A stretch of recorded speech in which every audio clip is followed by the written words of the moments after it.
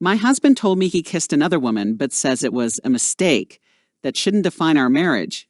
Am I wrong for feeling like our vows have been broken? I never imagined I'd be in this situation.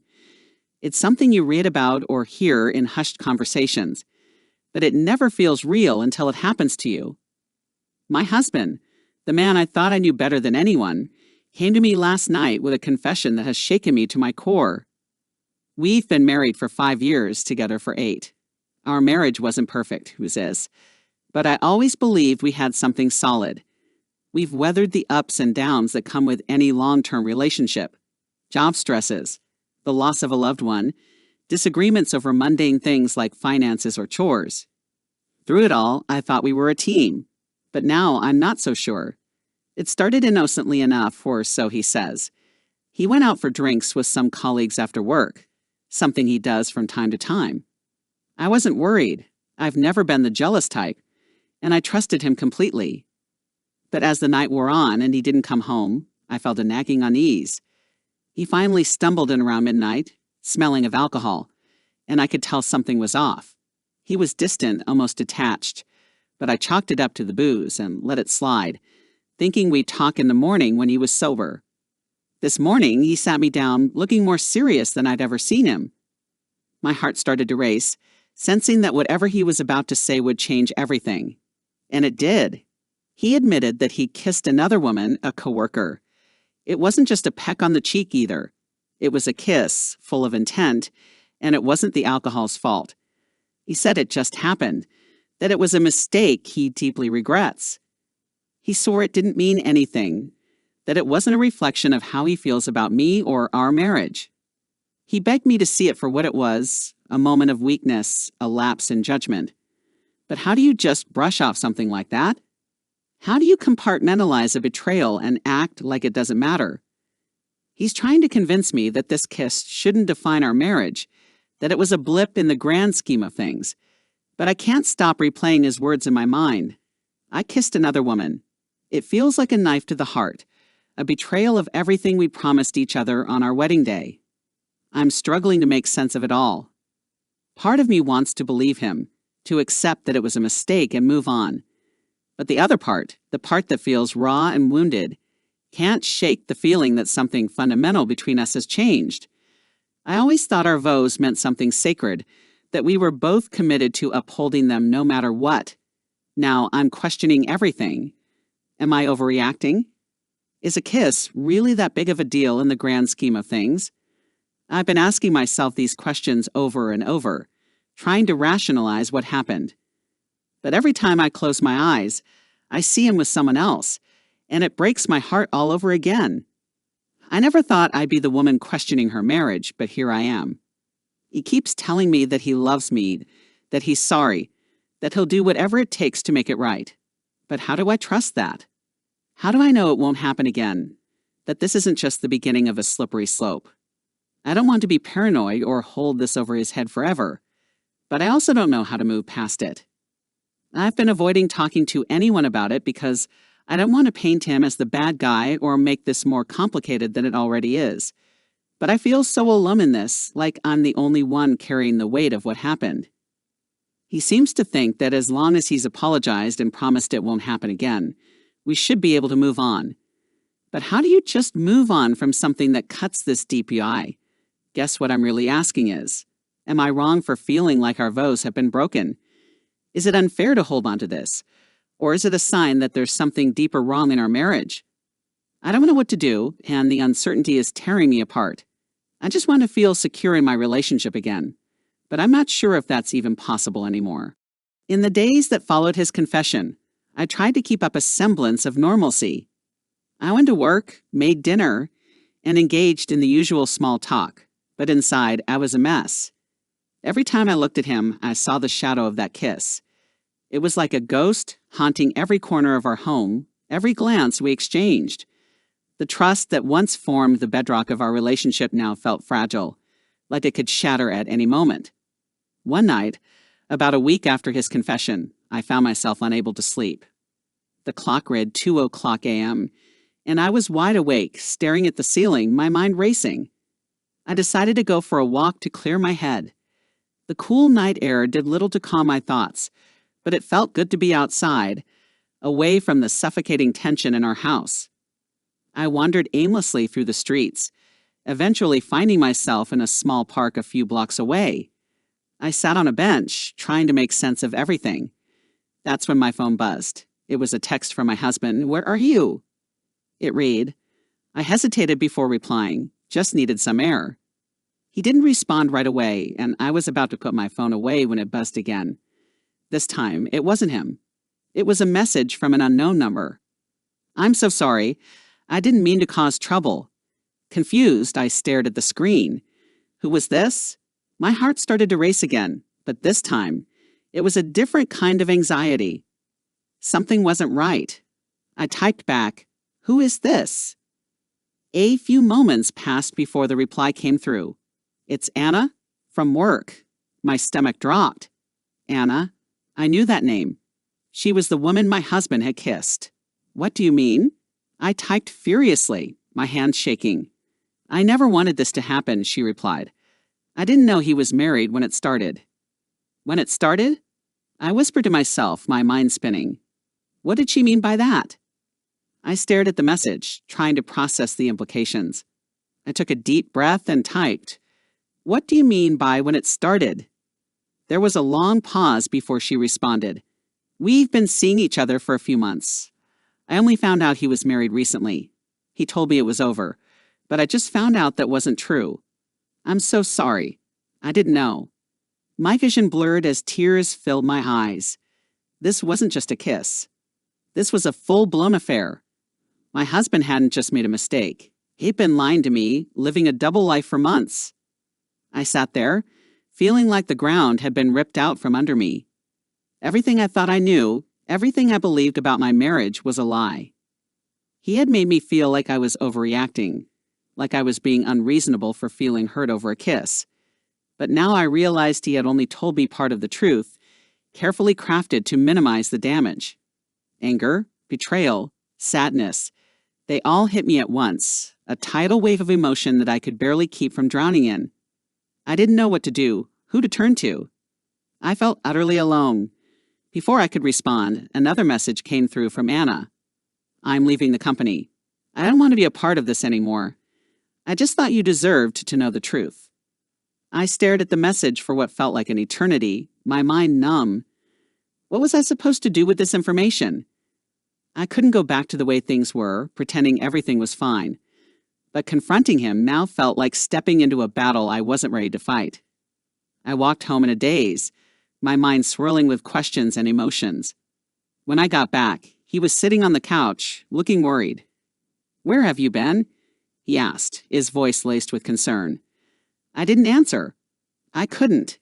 Instead, I handed him my phone, the messages from Anna still on the screen. He looked at them, his face paling as he read. "Is this true?" I asked, my voice trembling with a mixture of hurt and fury. "Did you have an affair?" For a moment, he was silent, his eyes wide with panic.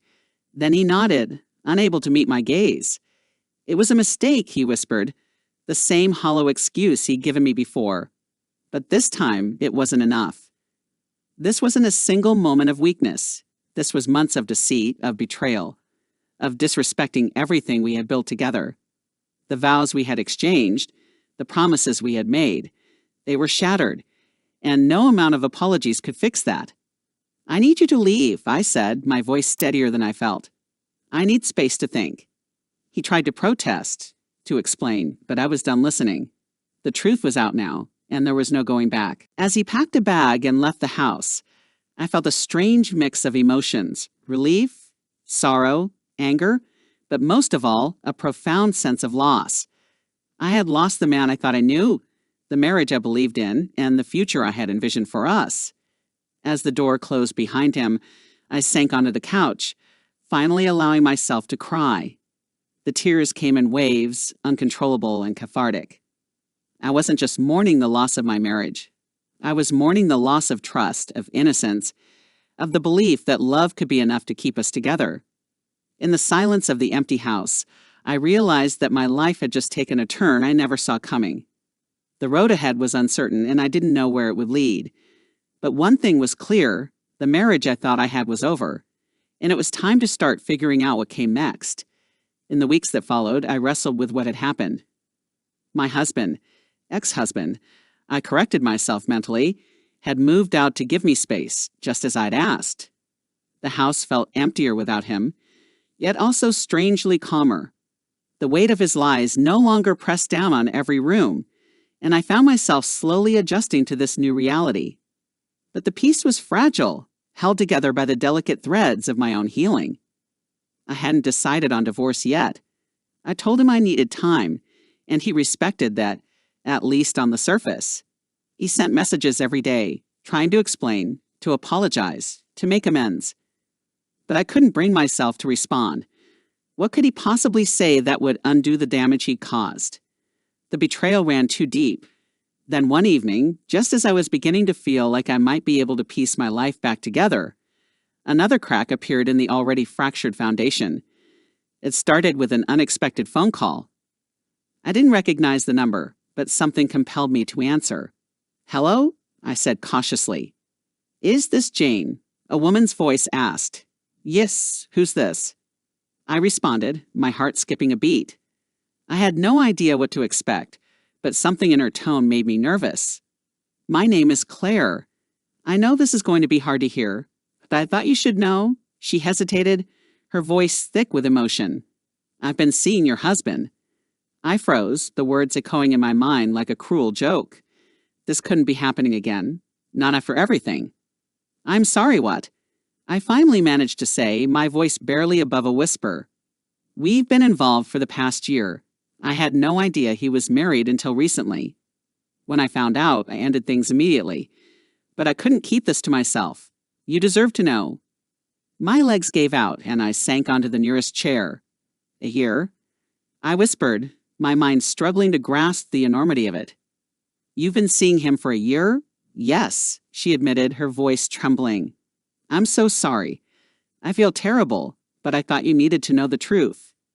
The room spun around me as the full weight of her words sank in. A year. He'd been cheating on me for an entire year, carrying on an affair while coming home to me every night, looking me in the eyes and lying without a shred of remorse. The kiss with Anna, the months-long affair he'd admitted to. It was all just the tip of the iceberg. My mind raced back over the last year, searching for signs I'd missed, moments that hadn't made sense. There were the late nights at work, the unexplained absences, the way he'd seemed distant and distracted at times.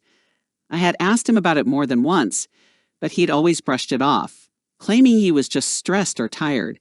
And like a fool, I believed him. "I'm so sorry," Claire said again, pulling me out of my thoughts. "I never meant for this to happen.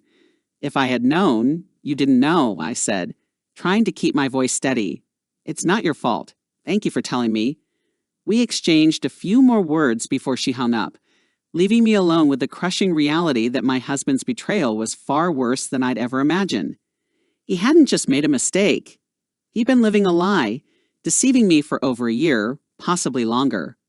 The first affair, the one with Anna, was devastating enough. But now, knowing that this had been going on for so long with another woman, how could I ever trust him again? How could I ever trust anyone again? My phone buzzed again, this time with a message from him. "Just checking in. How are you doing? I miss you." I stared at the message, my anger and hurt boiling over. He was still pretending, still trying to play the part of the concerned husband, all while he'd been carrying on with multiple women behind my back. The audacity of it made me sick to my stomach. I didn't respond. Instead, I decided to take action. I called a lawyer the next day. I needed to protect myself, to make sure that whatever happened next, I wouldn't be blindsided again. I couldn't keep living in this nightmare of lies and betrayal. As I sat in the lawyer's office, detailing the situation, I felt a sense of resolve forming within me. This wasn't just about infidelity. It was about the complete erosion of trust, the destruction of the life we built together. There was no coming back from this. When I got home that evening, I saw another text from him waiting on my phone. "I know you're still hurting, but we can work through this. I love you, Jane. We can fix this." For the first time since this all began, I didn't feel sad or confused. I felt clear-headed, almost calm. I knew what I had to do. I replied, "There's nothing left to fix. I'm filing for divorce. I suggest you find a place to stay." His response came quickly, a flurry of desperate messages trying to change my mind, but I ignored them. I'd already made my decision. The man I thought I married, the life I thought I had, was gone. What remained was a painful lesson in betrayal, one I would never forget. As I closed my phone, the sense of peace washed over me. It was time to let go, to move on, to reclaim my life. The road ahead wouldn't be easy, but at least I wouldn't have to share it with someone who didn't deserve me. This chapter of my life was over, and it was time to write a new one, on my own terms. A few days after I told him I was filing for divorce, I found myself sitting on the couch, sipping a cup of tea, and trying to process the whirlwind of emotions that had consumed me over the past few weeks. The house was quiet, almost too quiet, but it was a welcome relief after everything that had happened. My phone buzzed on the coffee table, breaking the silence. It was a message from an unknown number. My heart sank, bracing for more bad news. I hesitated before opening it. "Hi, Jane. My name is Lisa. I know this is going to be hard to hear, but I think you need to know the full story about your husband. Can we meet? It's important." Another woman. Another betrayal. I felt a mix of dread and exhaustion wash over me. How much more was there to this story? I had already uncovered so many lies. Could I handle learning about another one? But something in her message made me curious. She seemed different, almost sympathetic. Maybe she knew something I didn't, something that could help me make sense of all this. I agreed to meet her at a local coffee shop the next day, my stomach churning with anxiety as I waited for her to arrive. I didn't know what to expect, but I needed answers, even if they were painful. When she walked in, I recognized her immediately. She was strikingly beautiful, with a confident stride and an air of poise. But her eyes held a sadness that I recognized all too well. "Jane?" she asked, approaching my table. "Yes, that's me," I replied, trying to steady my nerves. She sat down across from me, her expression somber. "Thank you for meeting with me. I wasn't sure if you would." "Honestly, I wasn't sure either," I admitted. "But I need to know the truth, whatever it is." She nodded, taking a deep breath before speaking. "I don't want to hurt you any more than you've already been hurt, but there's something you need to know about your husband." I braced myself, fearing the worst. "Go on." "We were together for a while," she began, her voice trembling slightly. "I met him about a year ago at a conference. He told me he was single, and we started seeing each other. It wasn't just physical, it was emotional. I fell for him hard. But then I started to notice things that didn't add up. He would disappear for days, make excuses, avoid my calls. I listened, my heart sinking with each word. This was all too familiar, the lies, the deceit, the manipulation. But there was something different about her story, something I couldn't quite put my finger on.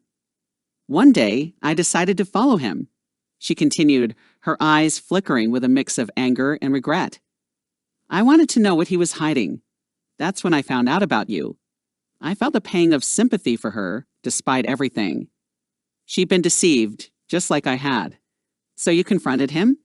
I asked, trying to piece together the timeline. "Yes," she said, nodding. "I confronted him, and he admitted everything. He said he was married, but claimed it was just a formality, that your marriage was over, and you were both just going through the motions. I didn't believe him, but by then I was already in too deep. I told him I couldn't do it anymore, and I ended things." I sighed, feeling a strange sense of relief that at least one of these women had chosen to walk away.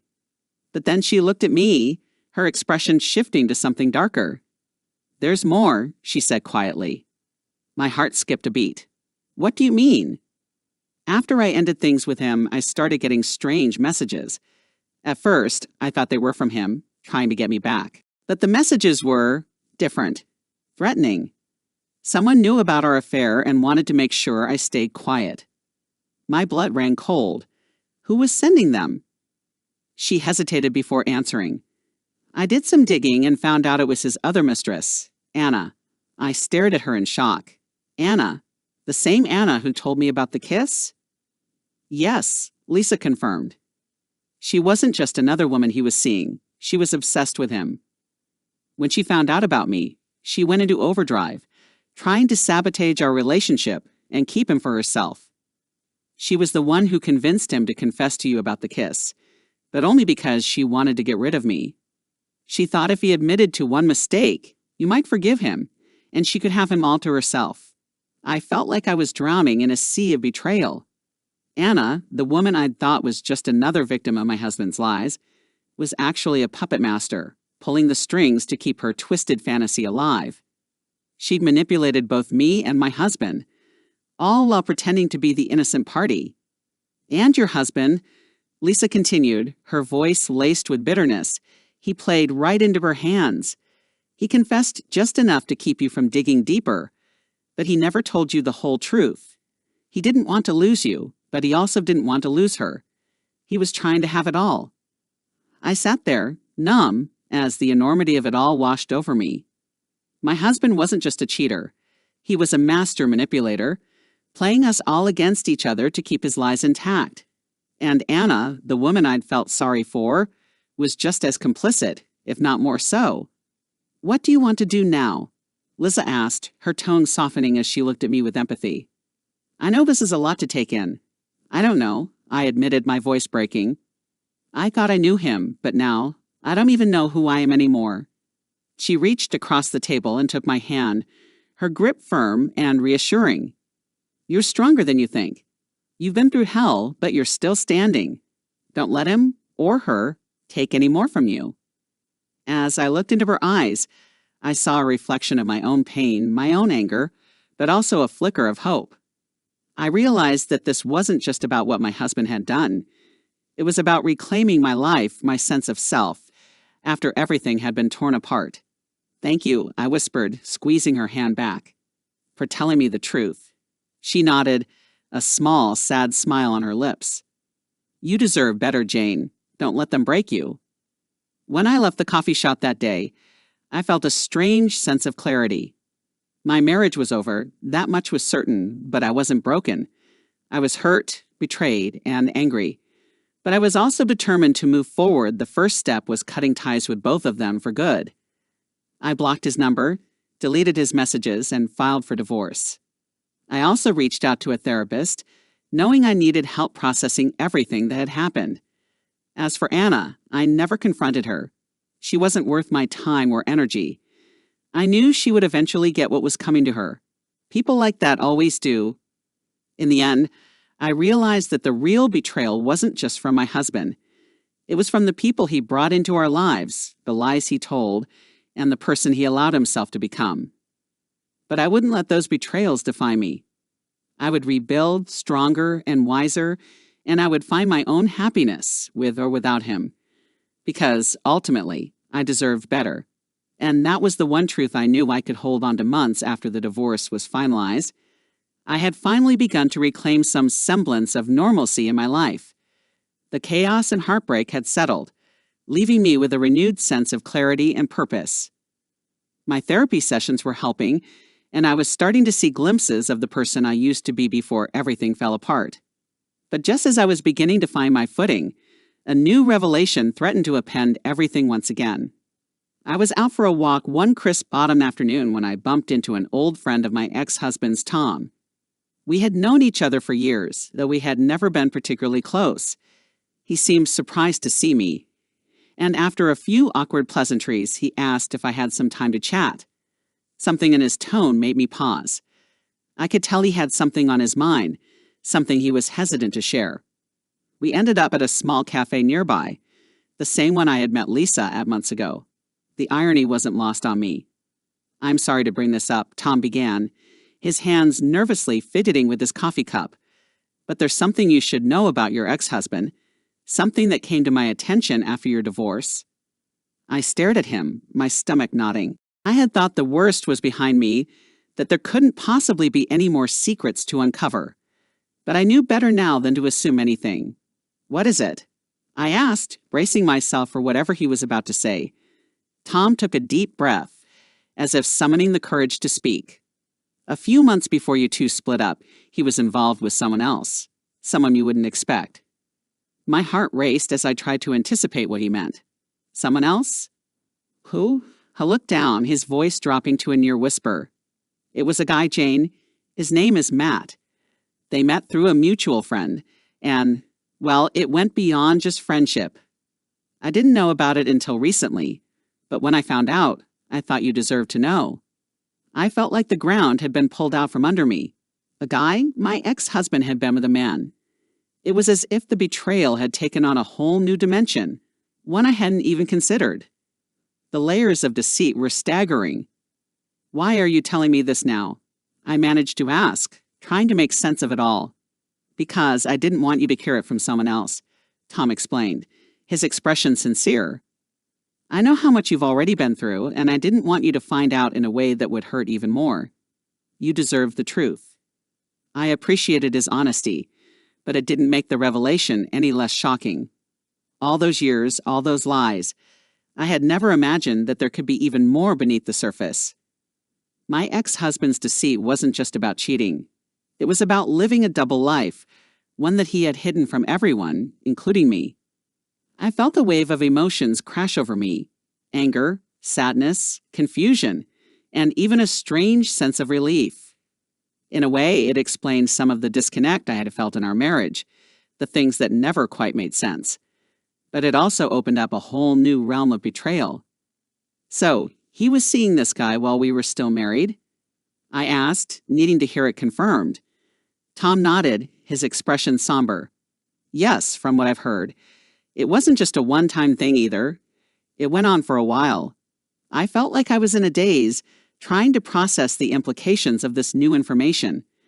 My ex-husband, the man I had trusted and loved, had been hiding not just his infidelity with women, but with men as well. It felt like a betrayal on multiple levels, as if everything I thought I knew about him had been a lie. Does Matt know about me? I asked, curious about this other person involved in the tangled web of my ex-husband's secrets. I'm not sure, Tom admitted, but from what I've gathered, Matt wasn't aware of how deep your relationship was. Your ex probably kept things just as murky with him as he did with everyone else. I shook my head, feeling overwhelmed. I had thought that after the divorce I could finally move on, put the past behind me. But now it felt like I was back at square one, trying to come to terms with yet another betrayal. Thank you for telling me, I finally said, my voice heavy with emotion. I'm not sure what I'm supposed to do with this information, but thank you. Tom reached across the table and gave my hand a reassuring squeeze. I'm sorry, Jane. You didn't deserve any of this. But you're strong and you'll get through it. Just take it one day at a time.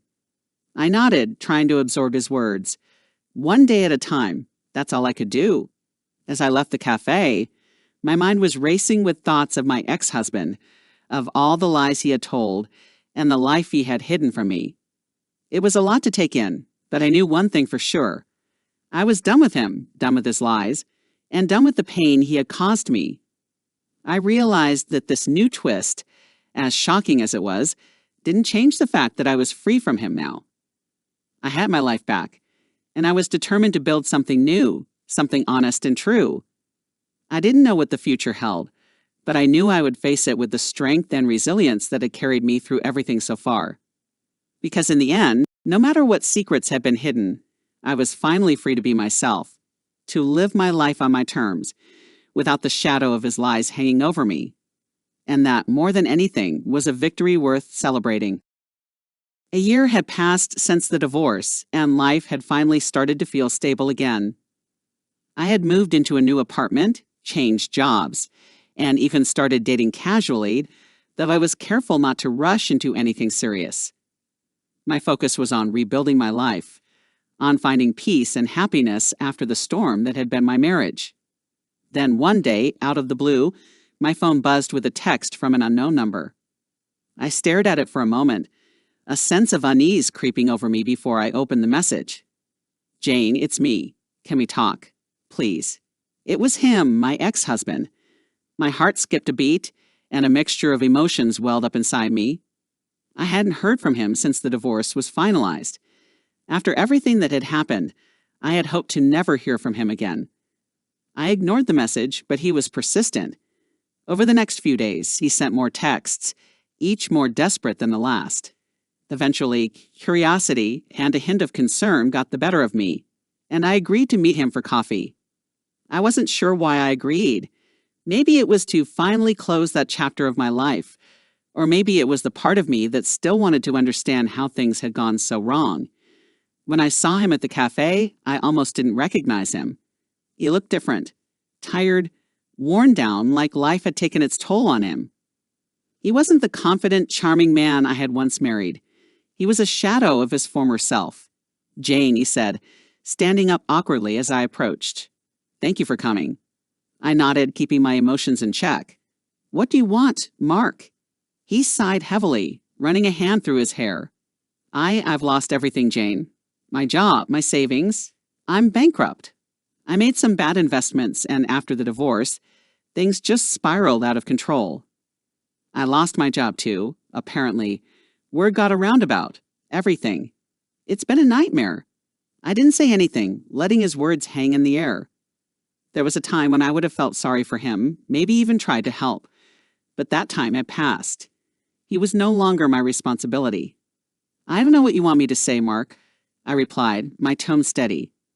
"I'm sorry things didn't work out for you, but you made your choices. You chose to lie, to cheat, to live a double life. You knew the risks." He looked at me, his eyes filled with a mix of regret and desperation. "I know, Jane. I messed up. I was stupid and selfish, and I hurt you in ways I can never take back. But I need your help. I don't have anyone else to turn to." I stared at him, incredulous. "You need my help? After everything you did? You betrayed me, lied to me for years, and now you want me to save you." He flinched at my words, but I didn't hold back. I had spent too long being hurt by him, too long letting his actions dictate my life. I wasn't going to let him do that anymore. "I know I don't deserve your forgiveness," he said quietly. "But I'm asking for a second chance. I've lost everything, Jane. I'm not the man I was. I've changed. I've had time to think, to reflect, and I realize now how much I took you for granted. Please, I just need a place to stay until I can get back on my feet. I don't have anywhere else to go." His words hung heavy in the air, and for a brief moment, I felt a pang of pity. But then I remembered the pain, the lies, the betrayal that had torn my life apart. I had rebuilt myself from the ground up, and I wasn't about to let him drag me down again. "I'm sorry, Mark," I said, my voice firm. "But I can't help you. You're not my responsibility anymore. You made your choices, and now you have to live with them. I've moved on, and you need to do the same." He looked crushed, but I didn't waver. I had given him enough chances, enough of my time and energy. It was time to put myself first. "I hope you find a way to fix your life, Mark," I added as I stood up. "But it won't be with my help. Goodbye." And with that, I walked out of the cafe, leaving him behind, this time for good. As I stepped into the cool air outside, I felt a sense of closure wash over me. I had finally put the past where it belonged, and I was free to move forward without the weight of his mistakes holding me back. I knew I had made the right choice, and for the first time in a long time, I felt at peace. After that day at the cafe, I thought I had put the past behind me for good. I returned to my life, focusing on my work, my friendships, and the small moments of joy that had become so important to me. The encounter with Mark had left me shaken, but it had also reaffirmed my decision to move on without him.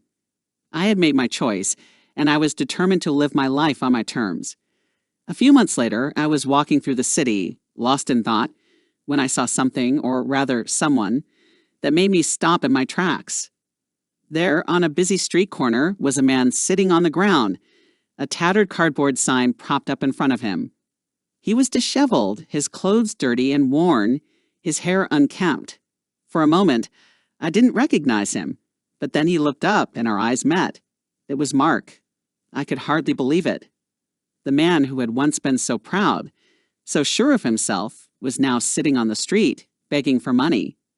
My heart twisted in my chest as I took in the sight. He looked thin, almost gaunt, and the spark that had once been in his eyes was gone, replaced by a hollow, haunted look. For a brief moment, neither of us moved. I could see the recognition in his eyes, the flash of shame that crossed his face as he realized I had seen him like this. Then, almost instinctively, he turned his head away, as if trying to hide from me. He pulled the brim of his worn-out cap down over his eyes, hunching his shoulders as if he could make himself disappear. I stood there, frozen, unsure of what to do. A part of me wanted to go to him, to ask him what had happened, how he had ended up like this. But another part of me knew that this was the inevitable result of his choices, the consequences of his actions catching up with him. This was the reality he had created for himself. I watched as a few people walked by, some dropping coins into the small cup beside him, others ignoring him entirely. Mark didn't look up again, keeping his head down as if he was too ashamed to face the world. I took a deep breath, feeling a wave of emotions wash over me, pity, sadness, and a strange sense of finality. I had once loved this man, had built a life with him, and now he was reduced to this. It was a harsh reminder of how far he had fallen, how much he had lost. But even as I felt a pang of sorrow for him, I knew that this was his path to walk. He had made his choices, and now he was living with the consequences. I couldn't save him, just as I couldn't have saved our marriage. He had to learn his lessons on his own, to confront the reality of his actions. As I turned to walk away, I couldn't help but glance back one last time. Mark was still sitting there, his head bowed, hiding from the world and perhaps from himself. It was a heartbreaking sight, but I knew I had done the right thing by letting him go. I had to protect my own heart, my own future, and that meant leaving him behind, no matter how hard it was to see him like this. I walked away, my steps steady and sure, knowing that I was moving forward while he was left to reckon with the past. I hoped that, in time, he would find some way to rebuild his life, to learn from his mistakes and find redemption. But that was his journey, not mine. As I continued down the street, I felt a sense of peace wash over me. I had faced the past, seen the consequences of Mark's actions firsthand, and I was still standing, stronger, wiser, and more determined than ever to live my life with honesty, integrity, and the love I deserved. And in that moment, I knew that I had finally, truly moved on.